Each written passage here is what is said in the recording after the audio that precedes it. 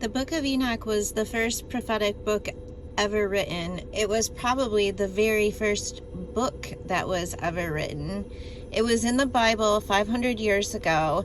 It gives a lot of information, pretty much all of the information about the true nature and of the earth and things that have happened in the past, present, and future, and it explains why. It talks about end times prophecies. In Genesis 5:24, Enoch walked with God. Enoch was given to us by God.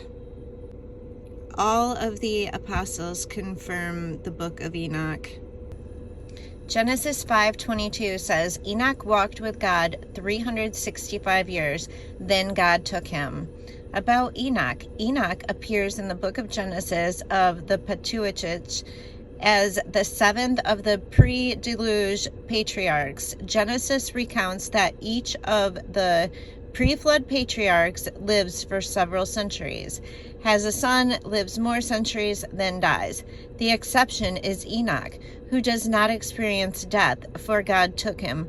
Furthermore, Genesis 5:22 through 29 states that Enoch lived 365 years, which is extremely short in the context of his peers.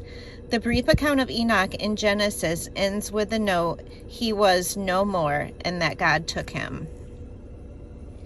And Enoch walked with God after he begot Methuselah 300 years and begot sons and daughters, and all the days of Enoch were 365 years. And Enoch walked with God, and he was not, for God took him.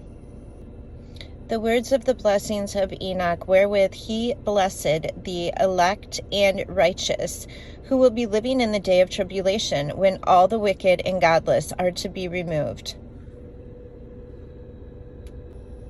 I don't understand why more flat earthers don't quote the book of Enoch, because it really explains how everything works. Observe ye everything that takes place in heaven, how they do not change their orbits, and the luminaries which are in heaven, how they all rise and set in order, each in its season, and transgress not against their appointed order.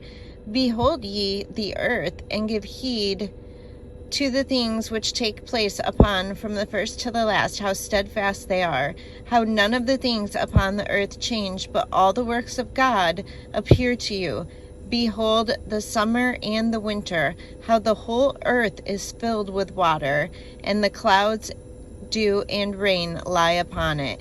Observe and see how in the winter all the trees seem as though they have withered and shed all their leaves, except for 14 trees which do not lose their foliage, but retain the old foliage from 2 to 3 years, till the new comes.